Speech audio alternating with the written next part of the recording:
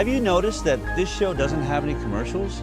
I'm not selling you diapers or vitamins or smoothies or gasoline. That's because I don't want any corporate sponsors telling me what I can investigate or what I can say. Instead, you are our sponsors. This is a production by our nonprofit, the Informed Consent Action Network. So if you want more investigations, if you want landmark legal wins, if you want hard-hitting news, if you want the truth, go to ICanDecide.org and donate now. All right, everyone, we ready? Yeah! Let's do this. Action.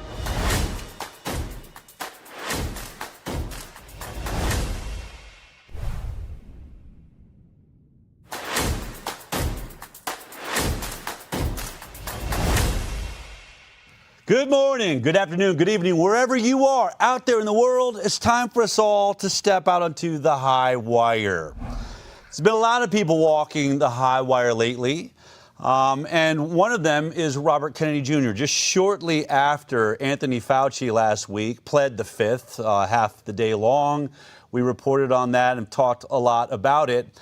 Robert Kennedy Jr. appeared on CNN for a very rare intense debate with Dana Bash. It's gone viral everywhere. I've seen all sides arguing who actually won the debate. And I know that some of us are weighing in going, oh, I wish he would have said that, or oh, I wish he'd have said that, or oh, he nailed it there. I actually come to this with just a slightly different perspective than most because I was Robert Kennedy Jr.'s director of communications when he ran for president of the United States. I was actually the guy prepping him before interviews like we saw this week on CNN. And I would be the one then afterwards when maybe some of the dust had settled talking about what had gone very well and what maybe could have been done a little bit differently. In this case, I think Robert Kennedy Jr. did a fantastic job, especially from our side's point of view. But I question how he affected the middle. I don't know. I'd have to see polling. Did he move hearts and minds that are just in that questioning stage? Because obviously the fans of CNN are going to take Dana's side and the fans of Bobby are going to take Bobby's side. But we all really care about those open-minded people, those minds that are open in the middle. Did he grab them?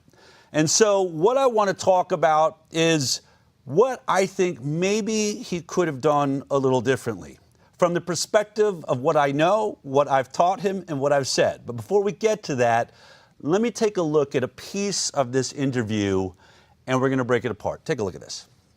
Measles cases in the U.S. just reached a 35-year high. The second record-breaking year in a row, 93% of these cases are among the unvaccinated. The outbreak is happening on your watch. And even before becoming HHS secretary, for years, you have been one of the leading voices questioning the efficacy of vaccines. Do you accept some responsibility for this measles outbreak? Absolutely not. First of all, this is an international outbreak. So, we're doing better at handling it than any country in the world. Mexico has 15 times the amount of measles per capita that we have. Canada has 4 times the amount of measles. England has 2 times the amount of measles. Did I cause those measles outbreaks? You're the most famous. Did I cause 137,000 cases? You're the most famous vaccine skeptic on the planet. Let me tell you, because actually Anthony Fauci in his diaries answers the question about why we're having a measles outbreak right now. The reason we're having a measles outbreak because of the COVID lockdowns, because people children during that period did not get vaccinated. And, I hated that part of this response. Tony Fauci even says in his diary there's going to be measles outbreaks because of the kids that didn't vaccinate during COVID. The problem with that argument ultimately is Bobby's even going to go against it just a few sentences later when he admits the actual truth is that the kids that are getting measles are in families who have a religious belief against vaccinations, either Mennonite, Amish, or maybe even the Del Bigtree family, and people like me that don't vaccinate our kids. We are catching measles, and when we do, we're not shocked by it. We're not rushing to hospitals. In fact, a lot of us are rushing into measles parties because we want our kids to catch it. That's the reality. The news may go crazy about it, but the people catching measles, this is what they want to be happening inside of their family. And so to make the argument that Tony Fauci, I get why he's doing it, because he's taking Dana Bash's fandom of Tony Fauci and using his own argument, but it's not Bobby's argument. Bobby knows this is really about people that are making this choice. But what I want to tell you now is there is actually an unassailable argument that, and this is a little inside baseball, that I taught Bobby to use in media interactions just like this one. It is clear to me now it's been too long since the last time he's used it because he forgot to use it.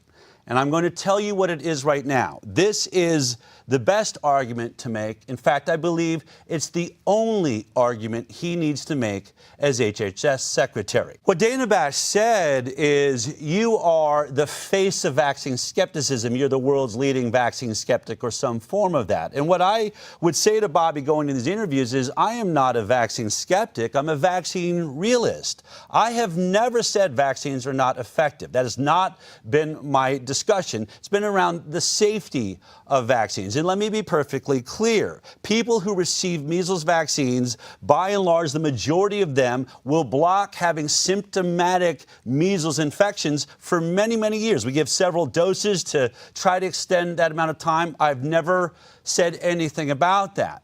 But what I am not going to do is imbue this vaccine with some mythological attribute it doesn't actually have. It is not perfectly safe for everyone that uses it. It is not made by angels, flown in on Pegasus, and just blesses every child that touches it. The reason I know this is not true is because of this right here. This is a vaccine insert. This is the warning label that arrives in the box with every single vaccine we deliver. I did not write the injuries that are listed here in this vaccine insert. I did not do the studies that found that children were being harmed by this. I did not do the studies that try to disprove some of these side effects and have been ineffective at achieving that. That's why they're still listed here. Things like brain swelling, encephalitis, transverse myelitis, that is paralysis, anaphylaxis, which can lead to death. None of those things do I have anything to do with. What I am focused on is telling people the truth, which is these injuries happen to some children and some people every single year. The known fact, the science behind vaccines, is there are kids that will be maimed, injured, and yes, in some cases, they will be killed by their vaccinations this year. And so you may say that is my job as HHS Secretary to lie to the public and tell them this is made by angels and it's as safe as fairy dust, but I don't actually believe that's the job of a public official. I believe HHS Secretary should tell people the whole truth and nothing but the truth, and trust that they can make decisions from there. In addition, I believe that HHS Secretary should take some of the billions of dollars that are flowing through HHS and do some studies on the children that represent these injuries, those that are being maimed and injured every year. We should study them. We should get focused on them. Is there some commonality? Is there a genetic susceptibility that leads to them having more vaccine injuries? Because then maybe we could do a blood test or a urine test or maybe even a breath test that says, oh, you fall into this category. You have a heightened risk for vaccine injury. We have a different program for you. Robert Kennedy Jr. is an attorney. He spent his life cleaning up rivers. That river didn't affect everyone in America. It affected those people that lived on that river, who had water supply that were being poisoned by it. They were rare. Why should anybody care about them? But luckily for them, Robert Kennedy Jr. did, and lawyers like him do care about those people. And by making their lives better, essentially they make all of our lives better. And so I think he's the perfect candidate and person to be as HHS Secretary for all those reasons. Let's focus on the problems no one wants to talk about, no one wants to deal with. So anyway, I thought about, texting Bobby, hey, Bobby, remember the unassailable argument we worked on? But then I thought, it'd be a lot more fun to just do this live and in public. I hope he's not upset about this, but we used an AI generator, and I put this argument into Robert Kennedy Jr.'s mouth. I even wrote a couple of lines that I thought Dana Bash might say if he tried to make this argument. So this is completely fictional. There's your caveat. This is how the interview would have gone in Del Bigtree's perfect world. Watch this. You're the most famous vaccine skeptic on the planet. I am not a vaccine skeptic. I am a vaccine realist. I have never said that vaccines are not effective. The majority of people who receive a measles vaccine will not have a symptomatic measles infection. I have no problem saying that. But what I will not do is imbue vaccines with mythological properties they do not have. They are not manufactured by angels. They are not perfectly safe for everyone that receives them. They have serious side effects, just like every drug we see advertised on TV. You are the HHS secretary, and you are talking about things that lead to vaccine hesitancy. So what are you saying, Dana? That as HHS secretary, I shouldn't be telling the people the truth? Dana, are you aware that there is a warning label that is wrapped around every vaccine that is delivered to your doctor? If you don't believe me, just Google FDA licensed vaccines, choose your favorite vaccine, and click on package insert. You'll see that just like every drug we take, vaccines have a list of very serious potential side effects. Things like anaphylaxis, which is an allergic reaction to the vaccine that can cause death. Encephalopathy, which is swelling of the brain that can cause permanent brain damage, learning disabilities. Guillain-Barré syndrome and transverse myelitis that can cause permanent paralysis. The list goes on and on. But I didn't write that list. I am simply pointing out that this list exists and that serious side effects are real. And for that, I am labeled a skeptic or an anti-vaxxer. I think experts would say that you are putting too much attention on side effects that are extremely rare. You know what else is extremely rare, Dana? Death from measles. Do you know the actual deaths from measles in America in 1962, the year before the vaccine became available, was about 400. That means about 1 in 500,000 Americans died that year from measles. That's super rare. Our entire vaccine program is built around protecting children against very rare but serious reactions to what were once considered benign childhood infections. But what about the rare individuals now that cannot tolerate vaccines? Why can't we talk about them?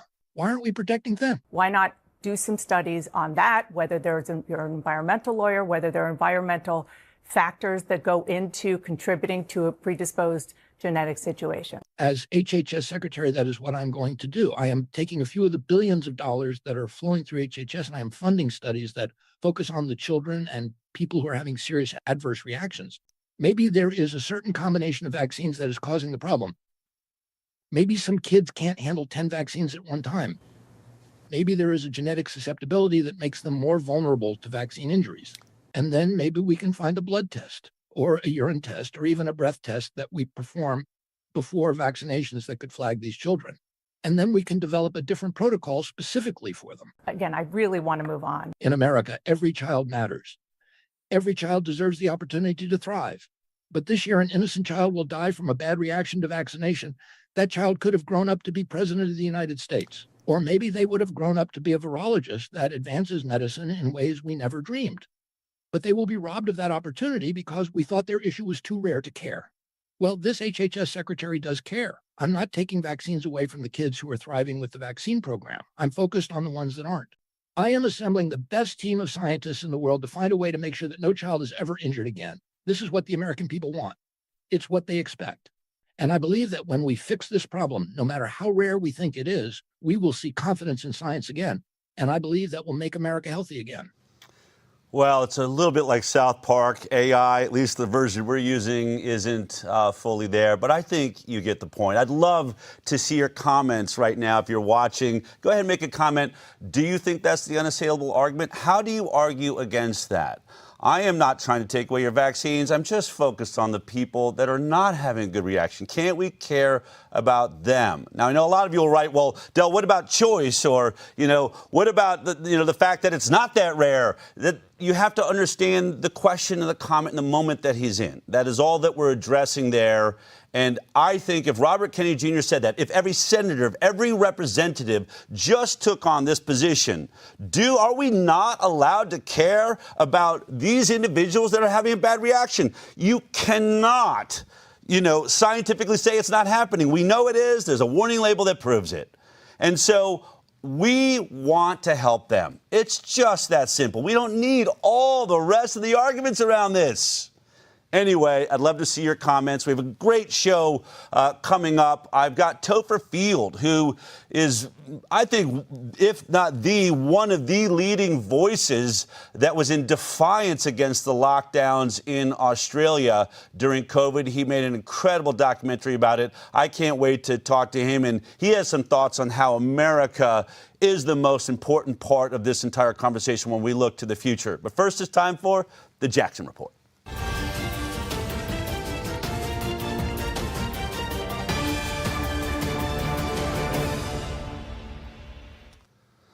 All right, well, we're still ways off from the pure deep fake, thank God, but that was kind of fun, I thought.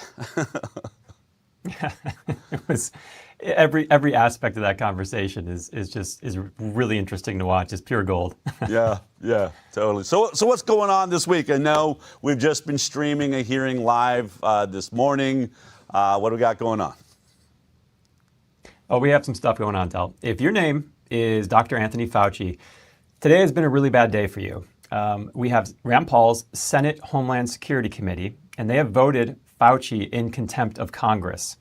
Now, as most people would probably have guessed, the Democratic members of this Senate committee tried every way to get out of this vote. They tried motions put forward to stop the vote, motions put forward to maybe start a 9/11 commission instead of prosecuting Fauci, even a motion to give Fauci further immunity so he would maybe talk.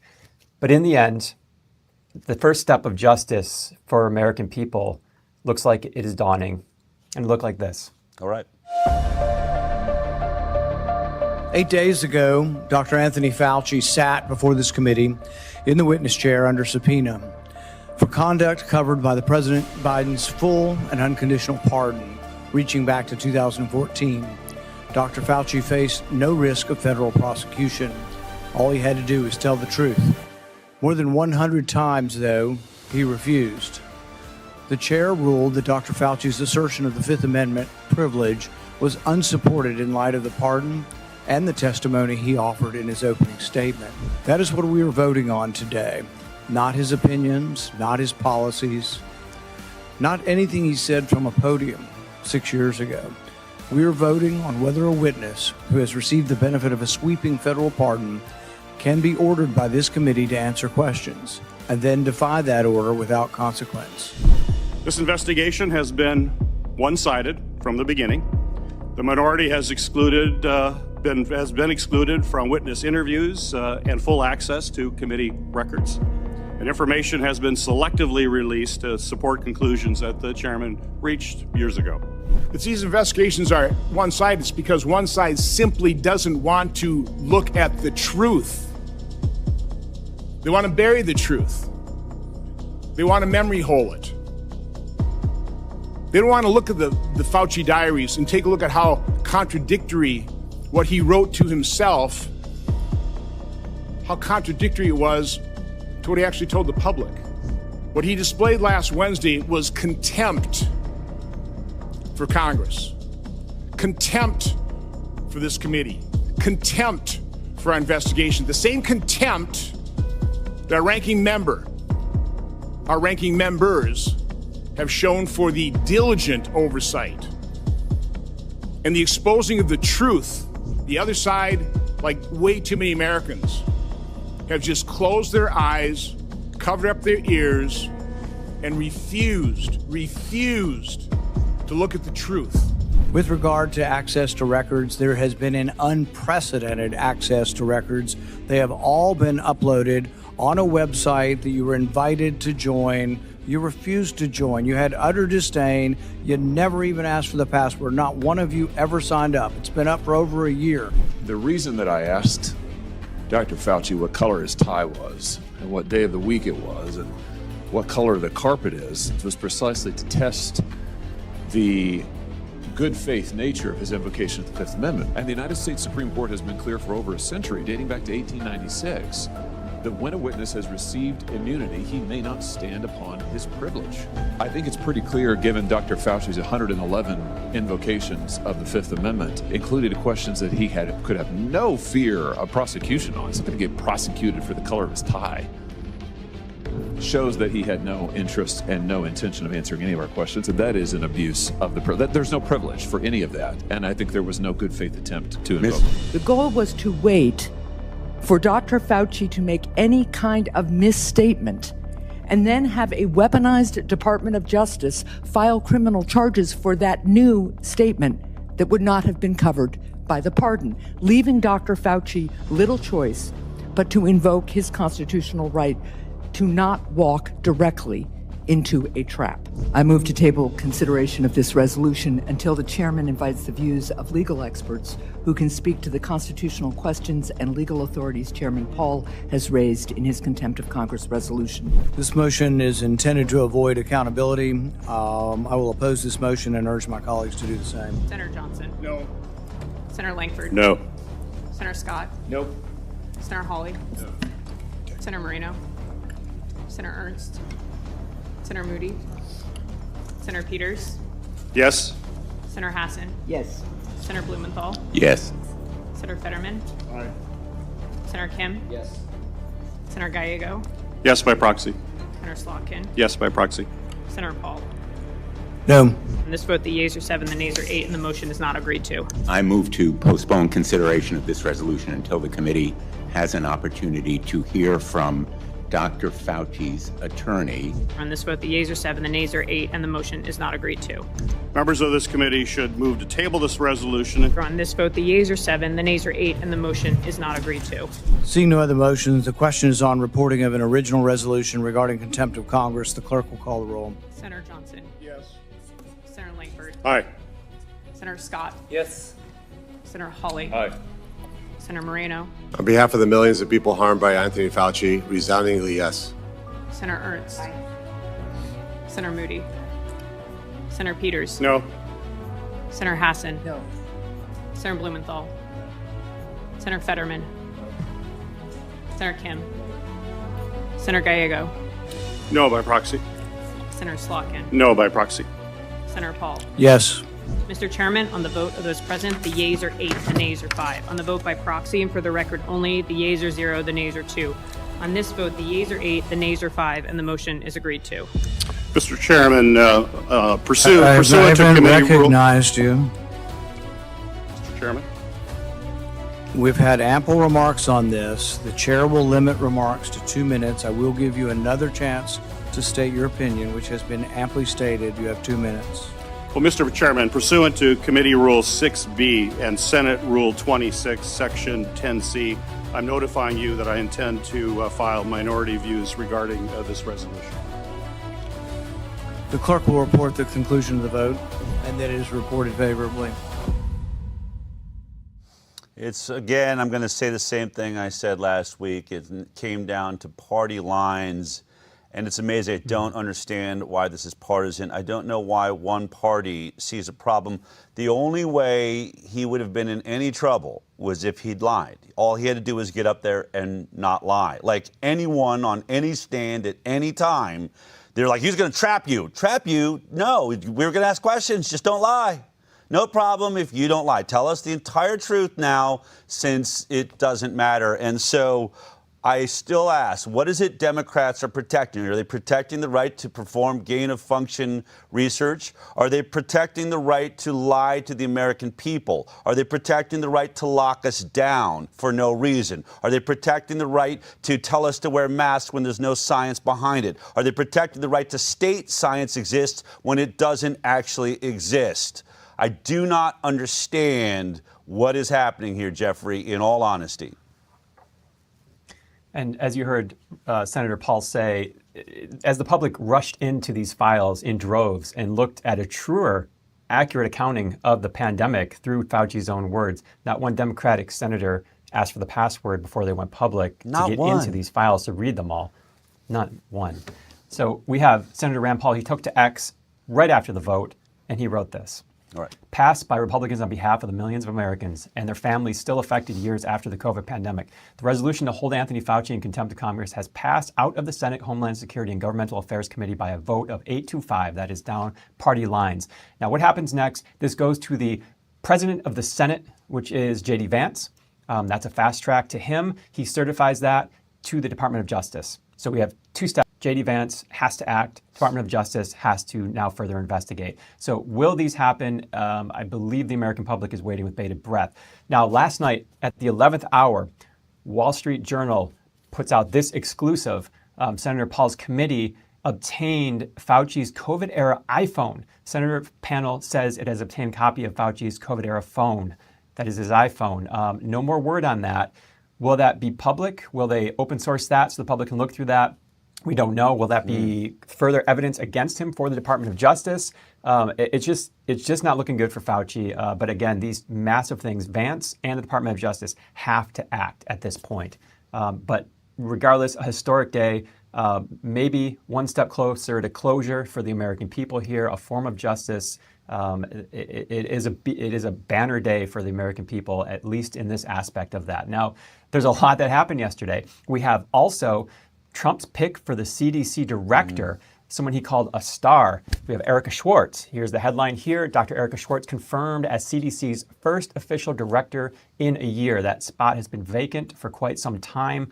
And if you think of the CDC and you think of the distrust that was created during the pandemic era, you look at that CDC, that is a concentration, a symbolic concentration of the American people's distrust of health authorities. So Dr. Schwartz is walking in there with a big job. She has to build trust. Fortunately for the public, during her confirmation hearing, she committed to a debate. Perhaps the first step to build trust sounded like this. Take a listen. Dr. Schwartz, after your nomination, Secretary Kennedy's anti-vaccine ally, Aaron Siri, called you the queen of mandating vaccines during your time at the Coast Guard. And so what is your response to Aaron Siri and other anti-vaccine advocates criticizing you for supporting vaccine mandates? Senator, I want to be the CDC director for all Americans. I don't want to be the CDC director just for Americans that believe in vaccines. I want to be the CDC director for Aaron Series and people that have concerns about vaccines. I approach this position with humility. I want to be a nation-centered CDC director. I want to make sure I understand why parents have vaccine hesitancy. As Sean mentioned, I don't want to ignore them. I don't want to dismiss them. I want to have an open conversation with them. I would love to have a conversation with Aaron Siri. I would love to understand his concerns about vaccines. I would love to have an open and transparent debate. And that's the kind of CDC director that I would like to be. All right, let me take this opportunity, Jeffrey, to rehash in a better form than AI can do. Whether it gets to Aaron or not, this is what Bobby needs to do. Walk into her, Schwartz, and say, are you aware this exists? This is a vaccine insert, okay? I am not an anti-vaxxer. I didn't write this list. This is the list of side effects. We know these harms are happening. They've done studies to try and disprove that these happen. They haven't been able to do it. So if you are going to be the CDC director for everybody, under me as HHS secretary, I'm not taking anyone's vaccines away. I want to start doing studies on what is causing these injuries for those that it's happening to. We are here for everybody. So let's start a program being there for the vaccine injured. That's all I'm asking you to do. We are going to do these studies, and we're going to figure out, is a genetic disposition? Is there some combination of outside elements? Don't eat cheeseburgers before you get an MMR vaccine. I don't know. But we need to do this research so that everybody in America has the right to life, liberty, and the pursuit of happiness. I don't see where she goes from there. And I think we end this. You're an anti-vaxxer. I'm not an anti-vaxxer. This is real. I am dealing with this. There it is. I'm going to keep beating on it, but that's why this argument works. We are not getting into hyperbole. We're not out in some mythological place you want us to be in. We are dealing with a very real problem, and rare can no longer be the excuse to avoid it.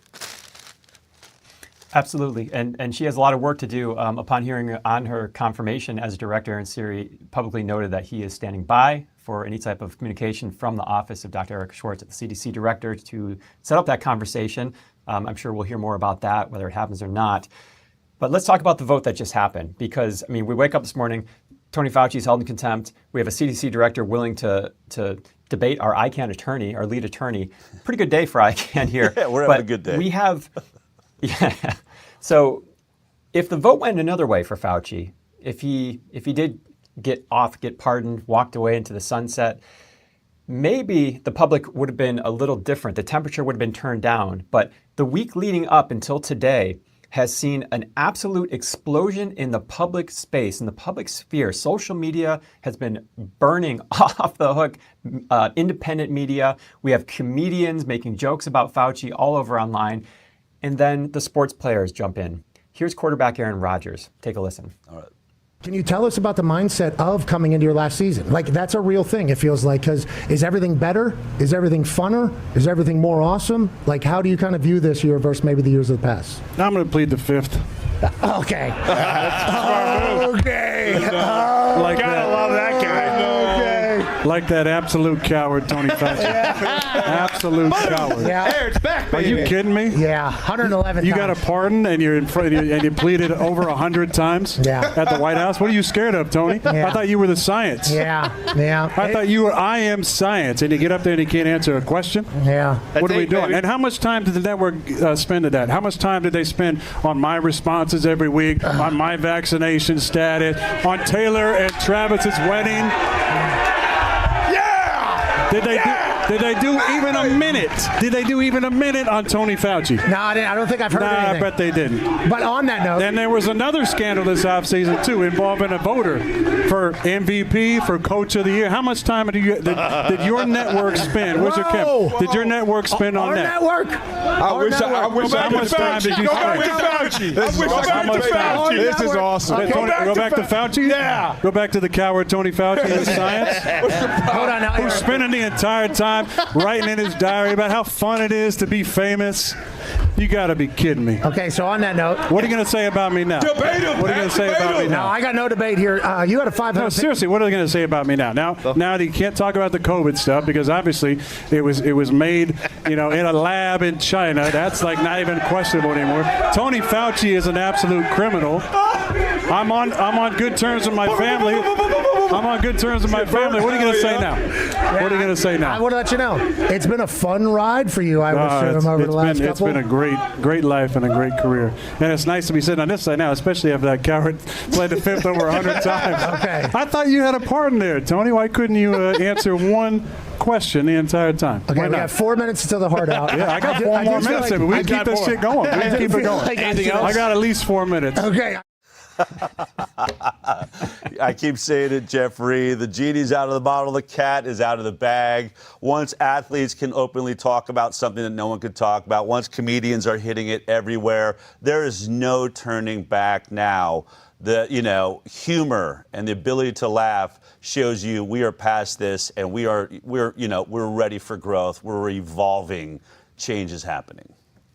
It's nice to see Aaron getting after it there. I hope he's having fun. And, speaking of the sports players, it vindicates all of them. Kyrie Irving, Novak Djokovic. Yeah. All of them. This is their victory lap here in a small way. But let's get back to work, Del, because Senator Rand Paul open-sourced another tranche of documents, this time about everybody's favorite non-scientist, non-doctor who gives health advice, Bill Gates. Let's go right into these because it involves Tony Fauci as well. Now, first one. Here we have Bill Gates emailing directly to Tony Fauci during the pandemic, 2021, mind you. The pandemic's raging, and he needs some book advice. He says, Tony, Happy New Year. Hope this note finds you well. I've been working on a book entitled How to Prevent the Next Pandemic, and I'm getting ready to submit it to the publisher. What a great person to ask, obviously. It would mean a lot to me if you were able to find time to look it over before I submit. I will be curious to hear your ideas for improving, especially Chapter 9, which is the plan I'm proposing for the world. I'm going to go more into that in a second. It may be too much to ask, but if you had time to look over it before Sunday the 9th, so he's basically saying, could you please do this? The book's scheduled to release on May 3rd, 2022. I need you to do this. Can you find time in your busy schedule? So Tony Fauci writes back to him almost immediately, hey, Bill, thanks for sending this. I have done 3 things. Skimmed through the book in its entirety. I very carefully read Chapter 9, very carefully, and provided tracked edits and several comments. And 3, I gave the manuscript in close confidence to a trusted colleague who destroyed it after reading. His name is Dr. David Morens.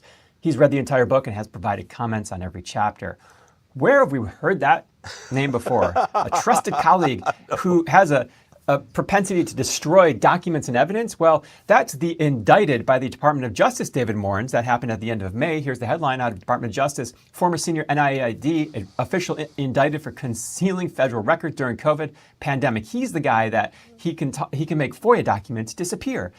He's saying, don't worry, Tony knows how to make documents disappear. And from what I understand, Rand Paul and his committee and the investigators are putting pressure on Morens right now to turn evidence on Fauci. So by offering him immunity, we'll see what happens with that. But let's go back into Bill Gates, because something interesting happened here. There's a memo Bill Gates sends to Tony Fauci. He says, Tony, the attached memo sets out how I'm thinking about the COVID pandemic in its various aspects. Now, this was before the vaccine was even developed. This was at the beginning of the pandemic in 2020. He writes this email to Tony Fauci. I plan on sharing it in its full length with some key audience like the WHO, policymakers, and might do a shorter version for the broader public. I've been getting great feedback and over the last few weeks. So if you think changes or additions are needed, please let me know. So, by the way, here is a private citizen who thinks the world's overpopulated, getting a front row seat to make government policy for the United States. Just keep that in mind. So here is his document that he sent to Tony Fauci to get revisions, and it is called Pandemic 1 in April 2020, the first modern pandemic, assuming there'll be more of those pretty soon. What's his plan? Here it is, in Bill Gates' own writings, given the stamp approval by Tony Fauci. The goal is to pick the 1 or 2 best vaccine constructs and vaccinate the entire world. That's 7 billion doses if it's a single dose vaccine and 14 billion if it's a 2-dose vaccine. What if it's a 9-dose vaccine or 11-dose vaccine for immunosuppressed people? That's what we're up to right now. How much money are you going to make there, Bill? All right. So let's go to the Department of Energy because, again, they give Bill Gates the red carpet treatment. This is the email that was asked by Senator Rand Paul directly and his committee to the Department of Energy just at the end of July. Here it is. They asked him if Bill Gates has any special security clearances. Department of Energy writes back this. The Department of Energy Office of Headquarters Security Vetting, there's redacted there, was the office responsible for processing Mr. Gates' security clearance. Mr. Gates' Department of Energy letter Q clearance was reciprocally granted on June 11, 2014 and subsequently terminated on December 6, 2021. Okay, a couple things to unpack here. A Q clearance, that's a federal top secret clearance. So Bill Gates, at that point, gets access to top secret national security information, from nuclear weapons to atomic energy, restricted data, all of that.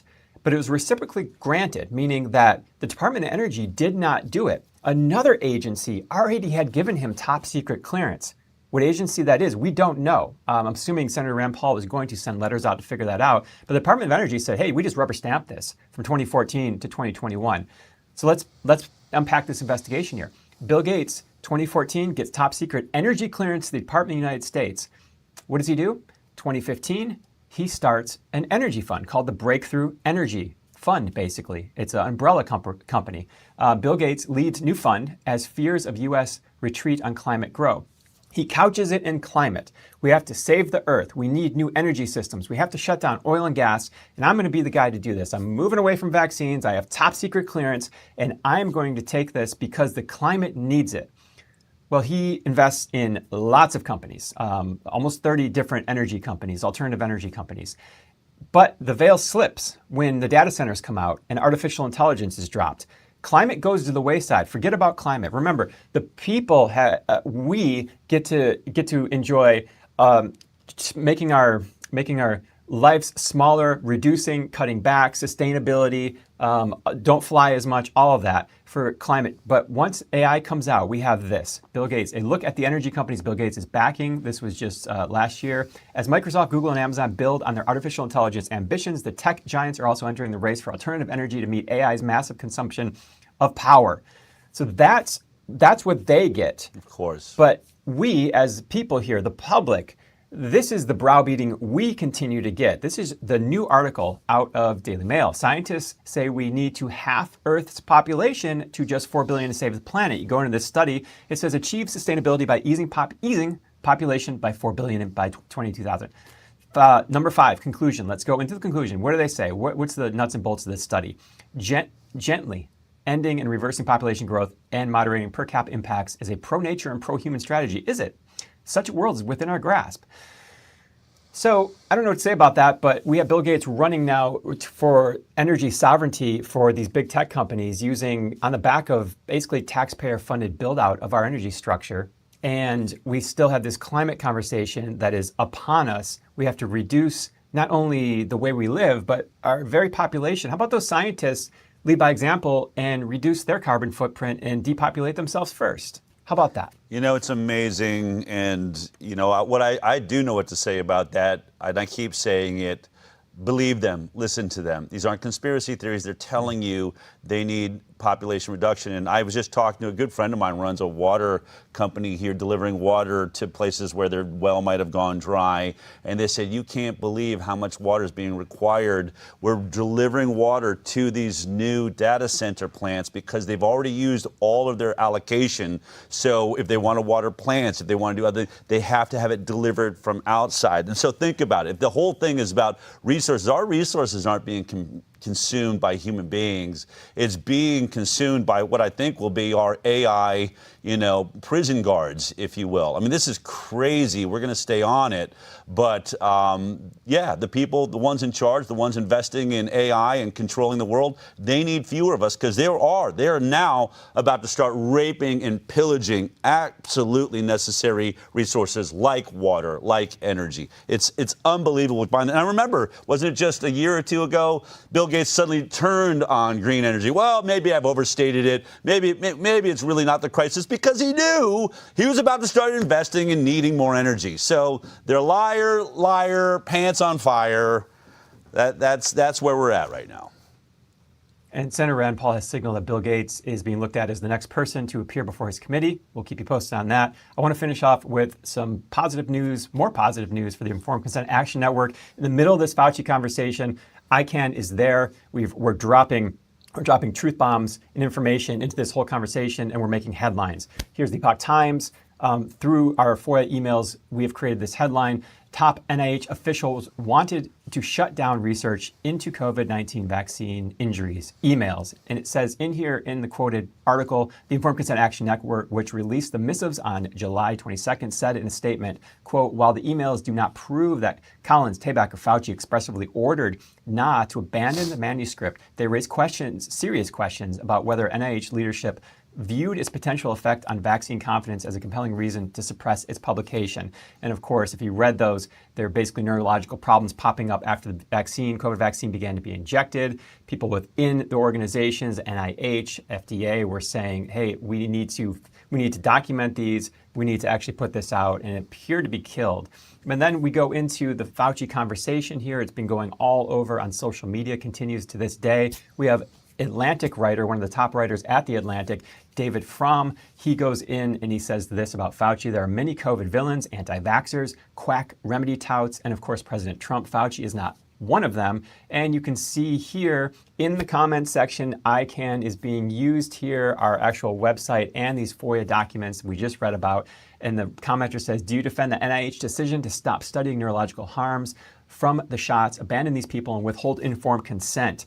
So that's what's going on. And then we even have out of Japan, Dr. Fukuda. He leads the Make Japan Healthy Again movement out there. He's a proponent for informed consent, medical freedom. And he posted just recently our ICANN placebo table showing that most of the vaccines recommended by the CDC and its new director have not been approved with a saline placebo. And so these are massive moves. ICANN is at the forefront of this. These are exciting times. Justice hopefully looks like it's going to be delivered very soon. We'll be keeping an eye on it. Well, most importantly, Jeffrey, the most important courtroom there is in the world is the court of public opinion. And whether the Supreme Court is with us, whether our president is with us, whether our leadership is with us, once the people start changing their minds, there's no stopping it. And that is the freight train. The freight train of truth has now been let loose. And so that is why this work is so important. What you're saying, using these ICANN documents, watching people posting, watching so many different podcasts and people using our actual talking points that we put out years ago. That was our goal to begin with, Jeffrey, was to change how we talked about this. This is kind of why I had that AI game today. I want to see politicians change how they're talking about this. There's simpler ways to win this argument. We are winning this argument. Let's get it done. So, Jeffrey, it's very exciting. I don't know. I think it's a big if J.D. Vance does decide to bring this in the Department of Justice. I don't know where, President Trump is going to be on this because he's implicated. He didn't fire Fauci. I think a lot of that is sort of behind the scenes in what they're going to try to do here.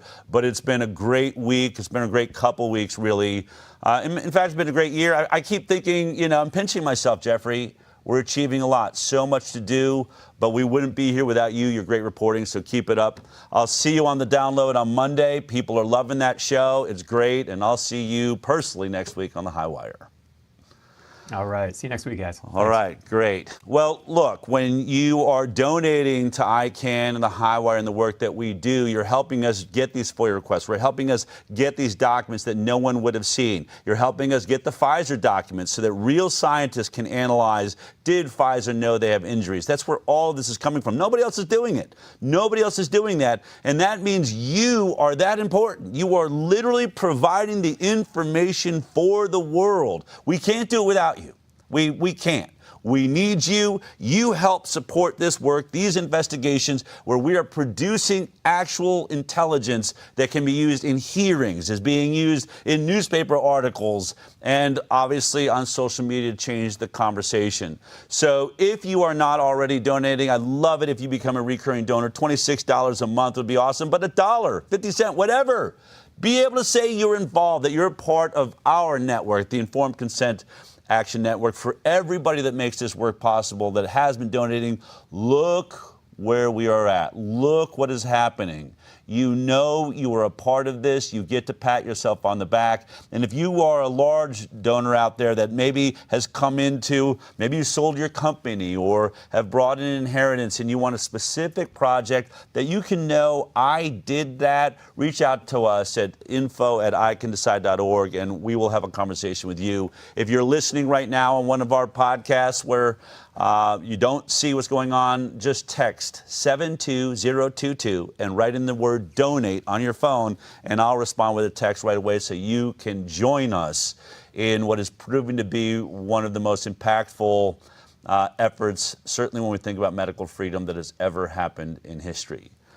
So when we were in the middle of COVID, we were looking at all of these crazy things that are happening, lockdowns. But I had referred to Australia, back when we were calling people, we had this term vax holes. I said, Australia is the deepest, darkest vax hole in the world. Watching people, innocent people, tackled in the streets for taking a walk.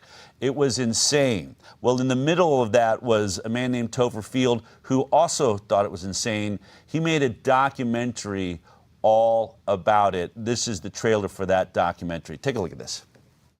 I want to say to the people of Victoria that I'm sorry. It's not okay. This country is being pummeled. I swore to protect you, and I failed. Victoria will be in lockdown within the next 48 hours. We are declaring a state of emergency in Victoria.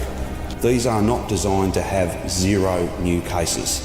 In effect, nothing we do can deliver that outcome.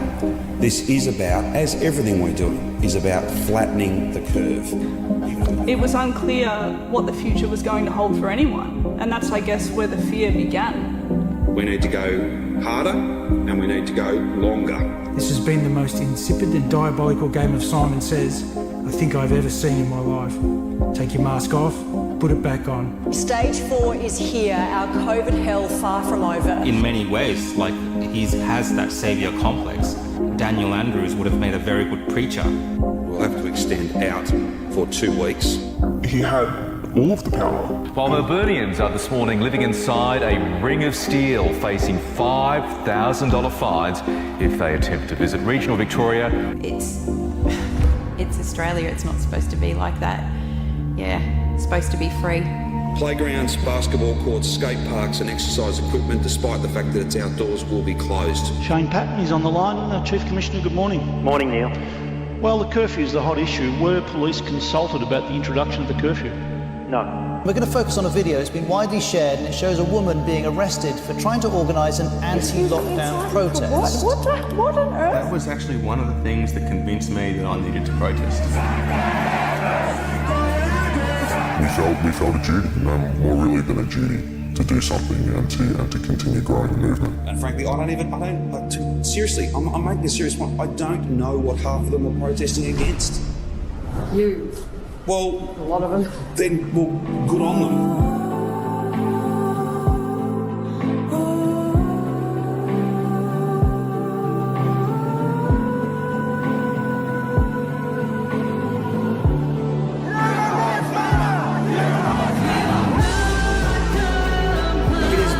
Absolute embarrassment for the state, for the police, that once again, when they promised us thousands were not going to be able to march on these streets, well, they have.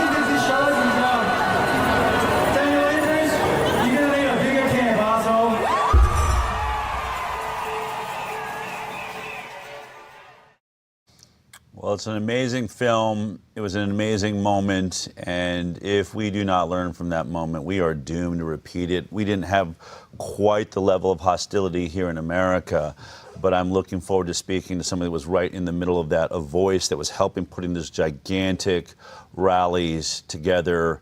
He is on a tour around the world talking about what happened there. This is Topher Field. I will accept nothing less than freedom.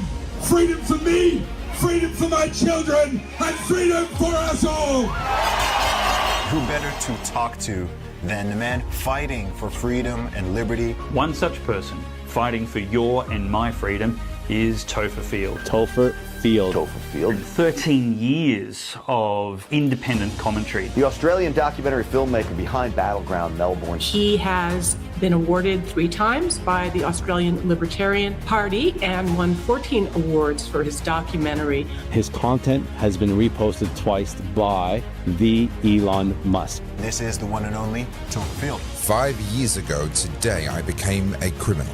Melbourne, Australia. Named the world's most livable city 7 times. In 2020, my home city was transformed to the most lockdown city in the world. Police will be out in force and you will be stopped and you will need to demonstrate that you are lawfully out. 4.5 million people were placed under house arrest for 23 hours per day. And it was clear that this virus was a very low risk to someone under 50 in reasonable health. The unprecedented power grab that we have seen will affect Victorians and Australians for generations. I took a leading role in the anti-lockdown movement. I accepted the role of public enemy number 1. We are here to take back the freedoms that were earned for us by the people that we built this shrine to remember. People who want to be free, people who want to have choice over their own personal medical decisions, we are now being branded and treated by our own government as terrorists. It was only a matter of time before they came for me. Quick video to alert you to the arrest of Topher Field. Michael Heath does arrest you for incitement? Yeah, you're absolutely right. I'm inciting people to exercise their human rights. The only thing that limits government power is the limit of our obedience. Good people break bad laws. So the future is written by those who show up. If you're an activist, there's no guarantee that you'll change things. But if no one is out there trying to change things, I can guarantee that you won't. At the very first anti-lockdown rally, there were 70 of us. Now, there are 450,000! We all have our own fights to fight. So often people shy away from those fights because we're afraid of the darkness that we have to walk through. But if you ever want to stand on a mountaintop like that, you're going to have to walk through that valley first. Well, he's one of Australia's leading civil rights activists and director of the groundbreaking documentary Battleground Melbourne. Topher Field joins me now. Thank you. Del, thank you so much for having me. I appreciate it. We've run into each other. We were at CPAC. We keep running into each other. I did a panel on COVID. I had scientists talking about COVID. But we live in a world where everyone keeps telling us, can we just move on? That should be in our rearview mirror. Yeah. When you hear that, just before we get into the insanity of Australia, but when you hear that, should we be having this conversation? So there's a couple of things straight away. Firstly, there's still been no accountability. So I'm sorry, I'm not moving on until I see some people actually held to account. Agreed. And that's necessary because otherwise no lessons have been learned, which means the mistakes can be repeated. But also, something like Braveheart, the movie, is that irrelevant today? It happened so long ago on the other side of the world. Well, no, hang on. It's about the human condition. It's about courage. It's about standing for what you believe in. So it's actually extremely relevant to this day. And so I appreciate the work that you do and the work that I'm doing with the documentary and the books that I've written and the conferences that I speak at. It's not about living in the past and dredging up the events of 5 years ago. It's about making sure that we're actually learning the lessons that are right there for us to learn and applying those into the future. I think what's driving it, really, because I've been thinking about this lately, what is the need to move on? You know, there are stories, as I had on my panel, that you have in your film of real heroes stepping out, their Braveheart moments. But I think the problem is that, 70% of the world dropped to their knees and kowtowed to this thing. And I think most of them regret it. I'm not so sure. No? I'd like to go one step further. You're familiar with Maslow's hierarchy of needs? That triangular, it's like a triangular construct where down the bottom is bare survival, oxygen, food, water, shelter. And then as you move up, your life gets better until it's the best it can be, which is what Maslow called self-actualization, where not only are your needs met, but you've got purpose and people that you love and people that love you and a sense of belonging. Yeah. That's your best life. Most of us are somewhere around the middle. We're not desperate for survival, but we're also not living our best life. Yeah. Enter lockdowns. Now, a whole bunch of people get pushed towards the bottom. Yeah. Their businesses get shut down, etc. We know about those people. What happens to the other group is actually more interesting. So the ones that were laptop workers or were deemed to be essential or they're on welfare, they're not pushed to survival troubles. Because of the way that Daniel Andrews, the Premier of Victoria, the petty dictator of COVID, he would be on our television screens at 11 o'clock every morning, rolling out the most ridiculous Orwellian language. Staying apart keeps us together. Thank you for being a part of the team that is winning this war against this once-in-a-100-year pandemic. This is an opportunity to work together, and we're all obliged. Not an opportunity to do the right thing, there's an obligation to do the right thing. And what he's doing is he's actually offering these people, these true believers, an opportunity to have the greatest sense of purpose, the greatest sense of belonging, the greatest sense of achievement that they've ever had. And it's easy. They just have to sit on their couch and just show up at 11 o'clock. Just do nothing. Do nothing. Your apathy is heroic. So these people actually lived their best life during COVID. And when you and I challenge the policies, did we get the policies right? They don't hear a policy question. They hear a threat to the best years of their life. And I think deep down inside, most of them know they will never have another period in their life where they feel as valued and as loved and as important as what they felt during those years. That is fascinating.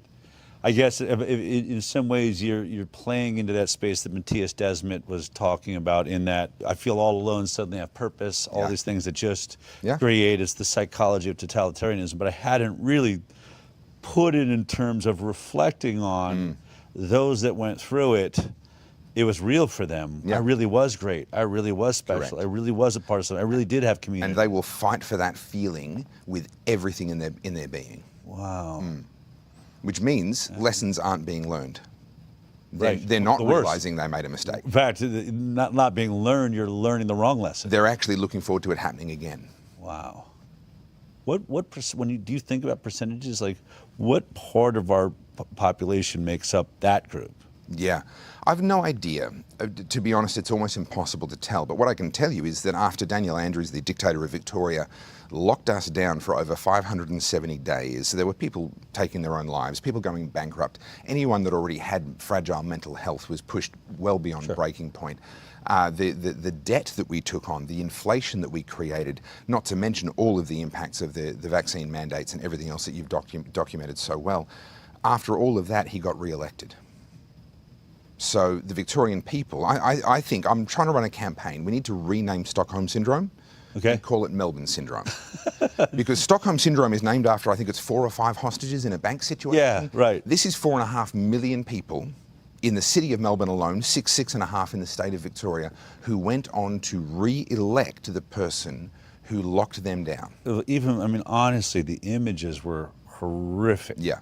Like these stormtroopers tackling grandmas, like innocent people into the pavement for not wearing a mask or walking down. Was it as bad as, sometimes maybe it's being overly sensationalized. Sure. What was the experience actually like? Take me into. So the worst things that happened, I actually didn't include in the documentary, because I was optimistically thinking I wouldn't get an R rating, I wouldn't get the highest rating, which in the end we did anyway, because the documentary necessarily talks about mental health and suicide and other things like that. But I left out people who would get into their cars, tip petrol on the inside of their own cars and light themselves on fire. That happened twice that I'm aware of. Wow. There were people who went to high-rise construction sites and jumped from the highest point of the scaffolding they could get to, making a statement on purpose, deliberately making sure, and the media would largely not talk about it. We know that it happened. There was enough coverage that we know that it's a fact, it happened, but it really didn't get discussed very much at all. We got to the point where not only did we have, so I'll run through for people that may not be aware, many businesses were deemed non-essential and were just simply shut down. And was there any government welfare that came in there? So aimed at employees, and then later some aimed at employers, but nothing to help the business with all of their other overheads and costs, and nothing to help solopreneurs, solo business owners and operators. They're neither an employee nor an employer. Right. There was nothing to help them, and it was grossly inadequate, but also a stipend from the government doesn't replace the sense of purpose, the sense of meaning that we derive from what we do, and nor does it keep it going. You cannot hibernate an economy. This is one of the many lies they told us. We're just going to put the economy into hibernation. That's not how it works. All the business relationships break down. All the consumer and customer relationships break down. The supply chains break down. You can't simply resume afterwards, even if the government had been giving sufficient handouts. It's that simply would never have been enough. But we had a situation where we were locked in our homes for 23 hours a day, and you couldn't leave except for 1 hour, and only then for one of the approved reasons, which was to go to a supermarket to buy essential items. So for example, the shops that had both essential items and non-essential items had to cordon off the aisles that had the non-essential items. You weren't allowed to buy them, and police would check your shopping bags as you exited the supermarket to make sure that you'd only been allowed to buy essential items. We had a thing called a ring of steel, which was military armed checkpoints around the city of Melbourne, where they would unironically say, "Papers, please." In order for you to pass through, you had to give government-approved paperwork that showed that you had a valid reason for passing through. There was a 5 kilometre, that's about 3.5 mile radius limit for anyone going away from their home. And so they had number plate scanners, would scan your number plate, and if your home address came up as being too far away from your home, they would pull you over and demand to see that you had the right paperwork. Churches were shut down, weddings were cancelled, funerals were very strictly policed. We literally had police officers going into funerals, this is later in time when the vaccines were available, checking the vaccination status of people at funerals with no respect whatsoever for the reality of the environment that they'd walked into. We saw elderly people passing away alone, giving their last goodbyes on Zoom if they were lucky. We saw many a last conversation missed, and we saw churches get shut down. That irks me particularly, that they would allow the government to play God in that way. So this was going on, but many people will be listening saying, well, we had similar things here. That's absolutely true. This went on for 570 days. in various forms. It got stricter and less strict. Now, I spoke at the very first anti-lockdown rally. That was in April 2020. I should say the very first publicly advertised one. Some individuals and groups of friends had done a few bits and pieces, but this was publicly advertised. And I was invited by the organiser to speak, and I'd been a goody two-shoes all my life up to that point in time. I was raised in a Christian home. I had a clean criminal record, honourable discharge from the Australian Infantry. I was a clean skin. And if I said yes to this invitation, then I was throwing all of that away. Yeah. And we didn't yet know what was going to happen. We didn't know how bad the violence was going to get from Victoria Police. We didn't know that they were going to be locking people like Monica Smith up for 21 days in solitary confinement. We didn't know that it was going to get to that point, but we knew from very early on that it was going to be ugly. And so I was invited to speak at this protest, and I said yes. And then on the day of the protest, I advertised it on all my socials, because we couldn't advertise it before then because they would have come and arrested us. And then I drove the 1 hour to where the protest was. And can I tell you, Del, I very nearly turned around and went home. Thought, you know what, if I just delete those posts and drive home, hardly anyone's going to know that I'm a coward. Hardly anyone's going to know that I lost my nerve. And I really played with that idea, and I pulled up at the location. The police were already there. They'd seen my Facebook posts. And there were, I think, 3 police cars and half a dozen police, and no doubt more on the way. And I was very close. By then I had a son, I had a second child on the way. I was very, very close to saying, you know what, I've been a political commentator since 2009, so more than 10 years at that point. I've built a reputation. So the police had a sense of who you were? I mean, were you public enough that it was that you were one of the names that was going to rile this audience up? So I'd already won multiple Libertarian of the Year awards. I'd already been recognised. I already was in a position where I could interview many high-profile Australian politicians and so forth. I'd been in the game for 11 years at this point. And so as far as I'm aware, I'm the only public figure who spoke out right from the very start. Now, there were lots of other amazing people. I was certainly not alone. Right. And they deserve their credit. But in terms of public figures, I believe I was the only one to begin with. And so I sat there and I saw these police, and I knew that if I turned around and went home, maybe not a lot of other people would know, but I would know for the rest of my life. Yes. And that would condemn me for the rest of my life. And I was terrified that I was about to find out that I'm a coward. and no man wants to make that discovery. I've been hiding that from myself for a long time. I might just come out now. So what I did was I grabbed my phone out of my pocket and I went live on Facebook. And because everyone was locked down, they had nothing better to do. As soon as the notification comes through, oh, Topher's live on Facebook, they jump on. And so very quickly we had 1,000 people watching, or I had 1,000 people watching live, and I told them, I'm here at the protest, police are already there, I'm going to get out of the car in a minute, I'm going to walk across the street, I don't know what's going to happen. And then I kind of trapped myself. Forced yourself, right. I bullied myself burned your boat. into it. Yeah, correct. Yeah. If I was about to find out that I was a coward, then so was the rest of the world. Right. And I wasn't willing to let that happen, and so I got out of the car and I walked across the street and I spoke, and that worked out well that day. The police left us alone. There were over 100,000 views on that live stream by the time I got home, the 1 hour drive home. And that was a real inflection point in my life that's never been the same since. Yeah, you don't turn back from that moment. Yeah, that is the crossing the Rubicon. And it's what you're sitting in your car contemplating. You know it, you feel it. Yeah. I think about the moment I decided to make the documentary Vax. I knew, but I just know once I make this choice, I'm living a different life from here on out. And so when we sit here in America and we hear that story, it's just slightly worse. I mean, we had some really crazy things. We had people being arrested by themselves on a surfboard. In the middle of same things. We had a mannequin arrested. This was a brilliant. So Australians are larrikins, as I think you know, and someone set up a mannequin fishing.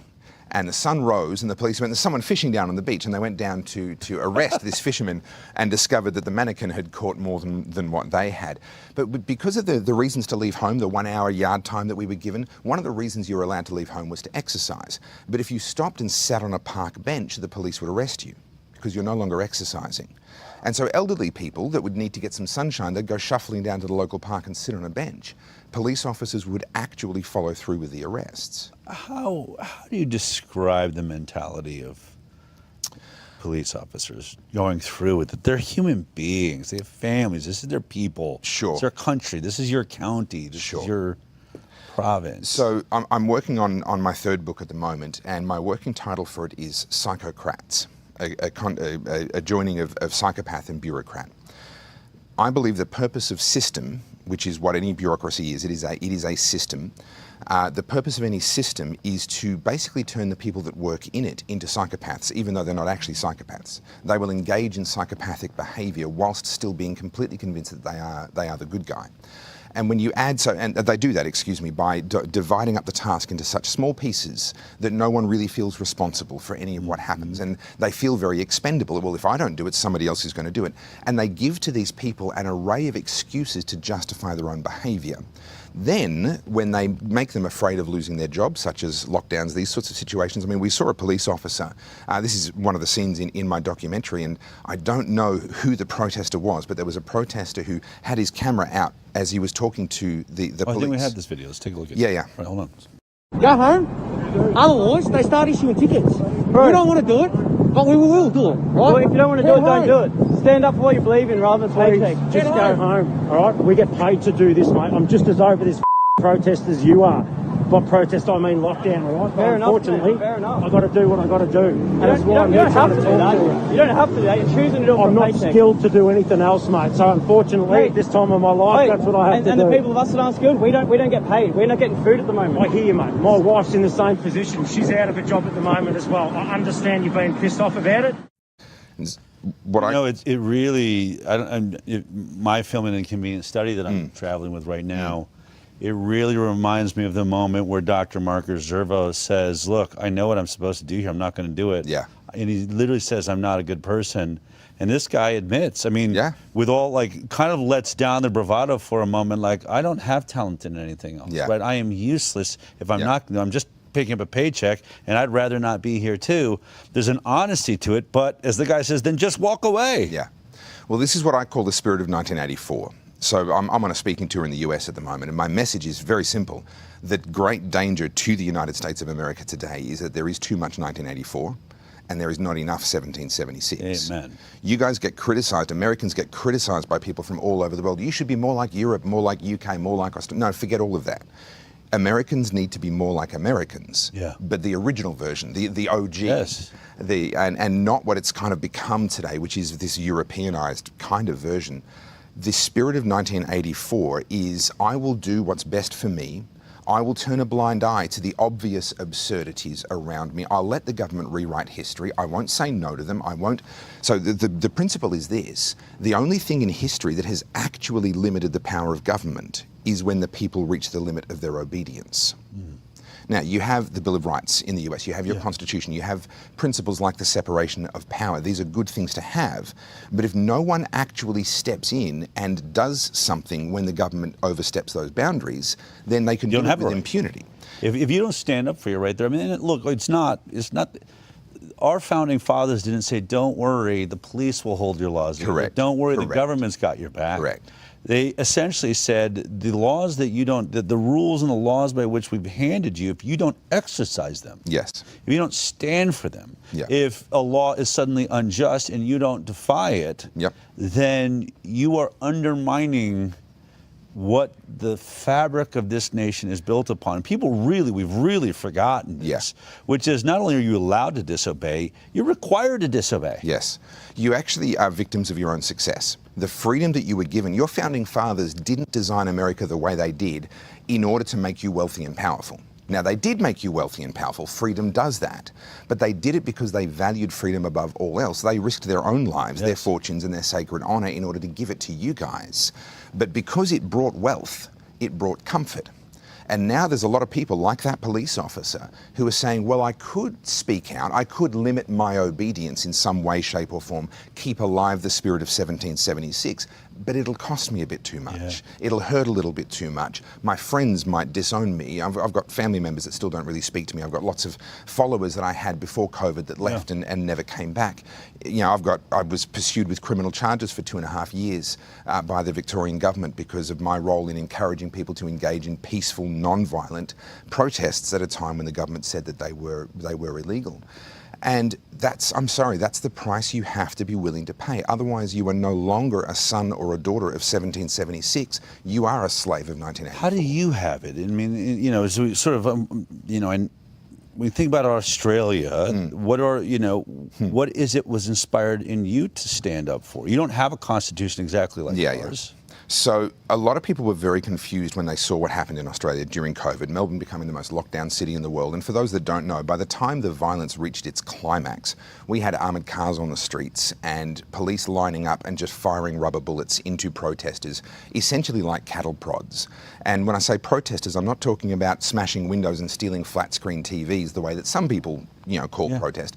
I'm talking, we would literally sit on the ground as the police approached. They'd be banging their shields with their batons, or they'd have their weapons raised.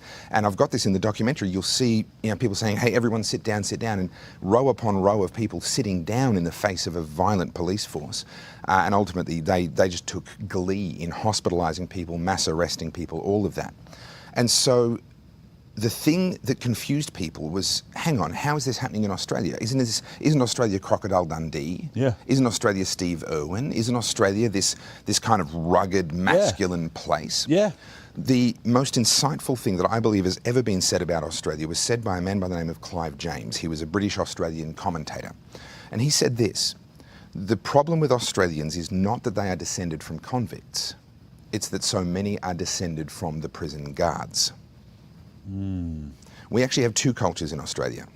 The one that we're proud of and the one that's very appealing and the one that the world sees is kind of that convict, free settler, hard work, deal with life's hardships, water off a duck's back, a larrikin culture. But there's a second culture, and that came from the prison guards, the people who were sent to guard the prisoners as they came over from England. And these are the I am superior. You need to do what I say. I'll make those decisions for you. Looking into someone else's backyard to see whether they're following the rules. That culture is also very strong in Australia. Now, which of those two cultures do you think runs for Parliament? Which of those two cultures wants to work for the government, become a police officer? And so what we see is a situation where something like COVID becomes a perfect storm. They have the opportunity to have the greatest sense of purpose, like I covered earlier with Maslow's hierarchy of needs.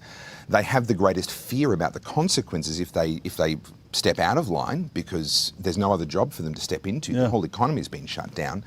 And they were predisposed to think that they had the right to tell people how to live in the first place. Otherwise, they wouldn't have gone for that role. And so this is why we saw really aggressive, indeed actively violent enforcement from the police and from others, because it suited their psychology, it suited their culture, and it allowed them to get through relatively unharmed despite the harm they were doing to others. After, you said, they've got Melbourne syndrome, Stockholm syndrome. I have a sense that this is going to happen again. I don't think we've learned our lesson. People will tell me I'm crazy. No way, they wouldn't try it again. I was like, I see how important vaccines are as a tool. The vaccine passport, things that really didn't get into play. I see them, they're still developing it. They're still forwarding the technology. So someone knows there is a play out there. So what would happen should Australia find itself, will there be a bigger uprising, or will it be the same? I think the next play has already started. Okay. And it looks sufficiently different that people won't make the connection. I think if they were to try and do the same kind of lockdowns, the uprising would be immediate. Okay. There are, amongst the convict culture in Australia, there are many people who recognise I was too obedient back then and they wouldn't do it again. Right. However, the government knows that, and I think that the next round of lockdowns has already begun, and they're doing it by making you choose to lock yourself down through the cost of living. You don't have to lock people into a 15-minute city if gasoline is $15 a gallon. Which is something that's happening right now. We're not really aware of it here in America. The Straits of Hormuz being shut down, all of this. In America right now, we're kind of watching, like, what's Trump doing? But we're not feeling the pain. Europe, Australia, you guys are really... It's tightening the purse strings in a major way. If airfares were 5 times more expensive and gasoline was 5 times more expensive and electricity was 5 times more expensive, they don't need to tell you not to leave your house. You'll make that choice, and you'll think, oh, it's the economy. In fact, it's perfect for the politicians. It's a failure of capitalism. This is why we need more government intervention. It's kind of this perfect setup. I believe it's already begun. Now, things like the flock cameras and the surveillance that comes with that are really, really important to this idea, and then programmable digital currencies kind of complete the set.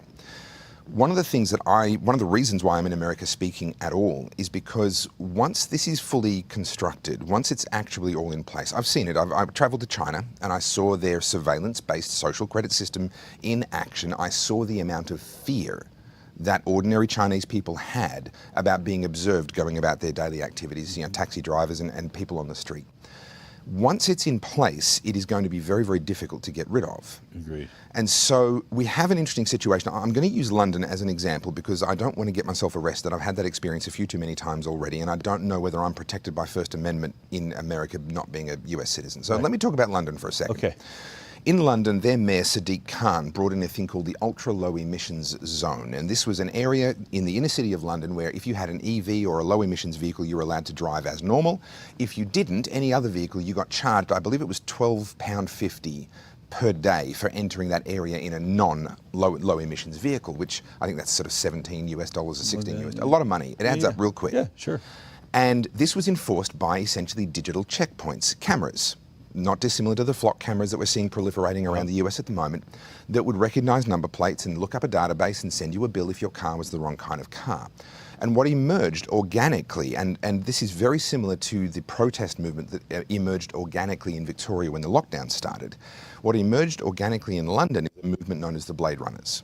Now, some people go out there and they do surveillance and they find where the cameras are and they post that online. Nothing illegal about posting information on the internet. Then others will use that information, including information about where the other surveillance cameras are that might be able to see the asset, and they will then act on that information with a sawzall or a reciprocating saw, and they'll cut these cameras down. And this is a campaign that's been going on now, actually, for well over a year. And people complain about that and they say that's vandalism. That's not civil disobedience, that's vandalism. They're defacing and destroying public property. The taxpayers paid for those cameras. Well, let's have a think about that philosophically for a second. Vandalism means that you are destroying or defacing or rendering less useful something that somebody else owns. They paid for it. It is the way that they like it to be. They want to use it the way that it is, and you are damaging that.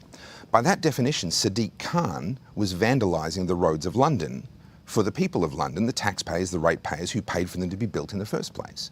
He is actually defacing and decreasing the usefulness and the value to the rightful owners, which are the ratepayers. Right. So I would suggest to you that if cutting down the cameras is vandalism, then putting them up in the first place for that purpose was actually vandalism. Now, let me segue to America for a moment. The flock cameras, and there's other brands as well, the flock safety are not the only game in town. They're a slightly different thing. This is essentially stalking. Now, they justify it on the basis that it's all public. The cameras are in a public place. They're looking at you in a public place. Well, a stalker can still be convicted of stalking even if they stay in a public place. If they're stalking you and recording your movements, you're still allowed to turn around and go, no, hang on, you can't do that. You're stalking me. The second point that I would make is if you see somebody putting up 15-foot cyclone fencing around your home with razor wire on top, you don't have to wait until they've closed and locked the front gate before you go, hang on, you're building a prison. You can't do that. If someone's putting bear traps outside your front door, you don't have to have stepped in one and lost your leg to go, you're trying to hurt me. Right. You're allowed to notice. So this apparatus is being built. You're allowed to notice that. Now, I would suggest that if someone's putting up 15-foot fences around your property, you're probably within your rights to start punching holes in that before they've completed the lockup.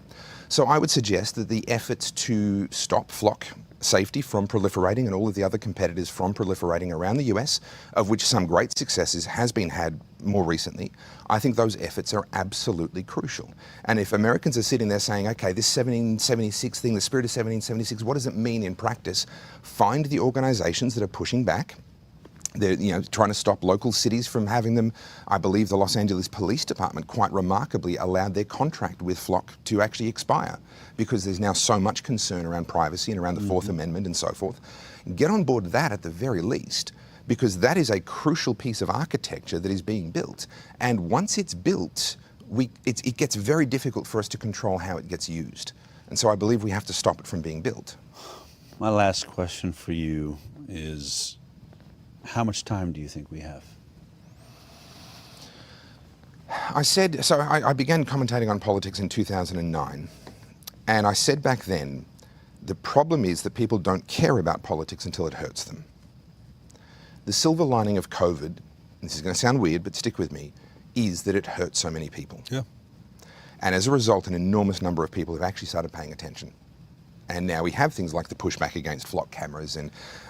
we got Robert Kennedy Jr. as HHS Secretary. That doesn't happen without COVID. We have a reaction. How much he can do in a corrupt government, different story, but what I think he represents is a gigantic shift in the mindset of certainly Americans. Yeah, without question. How long do you have? That depends on whether Americans can get good at limiting your obedience. If you can recapture that spirit of 1776, you've got another 250 years ahead of you. This is the question that I've been asking at each of the conferences I've spoken at. You know, congratulations on your 250th. I mean, it's funny because I asked that question just sort of as a world concept. Yeah. You made it about America. Is America an important piece of this? It's an essential piece, and Americans sometimes weirdly don't like me pointing this out. There is no other country that was founded on the foundation that you have. I actually genuinely, and I'm happy to go on the record and say, America is the greatest country on earth, and I love Australia. Yeah. But America is genuinely unique. And if you lose what makes you unique, which is not the power and it's not the money, it's the freedom, if you lose that, that almost certainly will never come back in a similar form in any country ever again. There are no more continents to settle. It's very unlikely that we're going to see another revolution built on those same principles. But America has been lulled into a false sense of security by your own wealth. Now, if you want to know what a wealthy but not free country looks like, have a look at what's happening in China. Lots of wealthy Chinese. They're not gaining freedom. The wealth does not buy freedom. Freedom generates wealth, but the other order doesn't happen. Right. And so holding on to wealth is not a guarantor of freedom. Holding on to military might and having the most advanced military is not a guarantor of freedom at an individual level. It might help you to stop invasions, but that's a very different thing. Yeah. Your entire founding principle is freedom from tyranny and from conquest, both foreign and domestic. Your own government was one of the biggest potential enemies that your founders identified and wanted to protect you from. And as I said at the beginning, this comes down then to, can the American people recapture the spirit of 1776, the courage to say no, the courage to limit your obedience, and to pay the price that comes with that. And I can tell you the price is very high. It was a very unpleasant 2 years. I'm still recovering in some ways. The strain on my family, and I don't say that because I want sympathy. The strain on a lot of people was terrible, and there were incredible people whose names I don't even know who did amazing things during that time, and they're kind of unsung heroes of that time, and they paid a terrible price as well. But that's necessary. We have what we have because our ancestors, in whichever country you're in, they paid the terrible price that was due in their generation. Yeah. And we owe it to our children to pay whatever price is required of us in our generation. And we have to do it even though we're uncertain of success. We have to do it even though the future has not yet been written. We are the people writing the future, and it is on us. I said at the very largest protest that happened after the police backed down, we finally forced Victoria Police to say, you know what, we're not doing the violence anymore, we're going to let the protests happen. And they made the government back down. And then hundreds of thousands of people turned out, and I spoke to that protest and I said to them, future generations are watching us. They're reading about this moment in a history book. And for America, future generations are reading about the 250th. And I said to those people gathered there that day, they will come to you and they will say, what did you do? Yeah. And I'm proud to say that I risked everything. And I will accept nothing less than freedom. Freedom for you, freedom for me, freedom for my children, and freedom for us all. That has to be the core burning belief of every American, and you have to put it into action. Amen. Really great. Look, stick around. You have a daughter on the autism spectrum, and you believed she was one of those examples that weren't affected by vaccines, but there's a twist to the story. We'll get into that if you want to stick around for Off the Record. Great.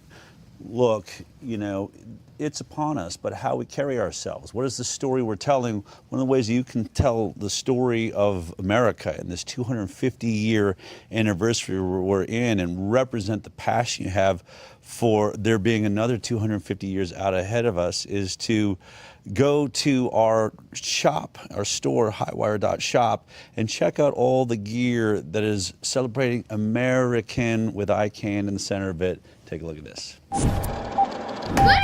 Is that the zip one too? The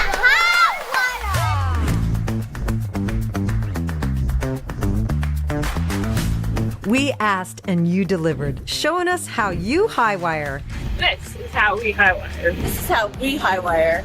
Team Highwire is being repped from all over the world. sporting our new high-wire gear in the free state of Florida. When I wear this cap, it makes me feel proud. I am a doula and a childbirth educator, and I love wearing my Get Vaccinated t-shirt. Sometimes it's not just what you wear, it's who you meet while wearing it. When I was wearing this shirt yesterday, a tourist came up to me and said, "Love that shirt." Since 2020, when I woke up from the Matrix, I've been talking to neighbors, connecting with local groups. There are a lot of people that are a little bit hesitant about approaching the topic of vaccination, and wearing this shirt allows them to approach me, and I know exactly where to send them. Whether you're dropping the kids at school or marching in rallies across the globe, we see your dedication, we feel your support. We want to see millions of truth tellers showing the world how they highwire. Head to thehighwire.shop to support our mission and stock up on gear for the whole family. Thank you so much. Keep it up. Thank you for spreading truth. We love you guys. Thanks for what you do. I think one of the scariest things Topher said during that the people that did lock down, that was their highlight of their life. That was the high point of their life. They will do it again. They want to return to, being justified to just sit in their houses and do nothing and judge everyone around them. I don't know if I agree with that, but I get the point, and you have to ask yourself, am I one of those people? Where am I going to be? And what's going to happen to this nation in America that Topher's obviously saying is critical? I think he's right. If we lose the battle for freedom, if we allow one party to, basically memory hole, to bury Raiders of the Lost Ark, to take everything that we could learn right now in this moment about freedom and where we lost it, where we went wrong, and what those attacks were, where they came from, and we take that information and we just shelve it deep, dark into some, deep state CIA dungeon, then we are really going to be in trouble. It's our voices that make the difference. We cannot wait for Robert Kennedy Jr. We cannot wait for these officials. We got them there. We voted. That matters. We've done that part. But our job doesn't stop there. He's going to do whatever he can do. Those people that are, that we're electing are doing what they can do. But if we don't keep waking up people around them, pull them out of, that glory, I guess they felt like they experienced by being locked down and judging everyone around them. If we don't keep evolving our society around us, helping reaching out to the ones we love, then our future is spelled out for us. It is clear that half this country, or at least half of our governance, and probably half around the world, want to protect the possibility of an authoritarian future. And I want to say, as I had some fun today putting perfect words into an AI version of Robert Kennedy Jr., I think he did a brilliant job in that debate with Dana Bash. It is very hard to, I've been there when you're getting peppered with questions, when they keep moving the goalposts, you're also trying to, hold on to some level of decorum. It is a very difficult place to be in. And so it's always easy to armchair quarterback. And my concern of that is that you think you have to have a perfect argument before you're ready to have these conversations. There's no perfect conversation in the real world. We do the best that we can, and it's that effort that keeps moving the needle. So don't wait till you have the perfect argument. You can read some of them. You can see the ones that I make. But just speak from your heart, speak your truth with everyone you meet. That is the perfect argument. That is what freedom of speech is all about, and that is how we change the world. Do you. You be you. Believe in yourself, believe in your ideas, and know everyone deserves to hear from you. If you recognize that, you express yourself, all of these problems are going to disappear. This is The High Wire. I look forward to seeing you next week.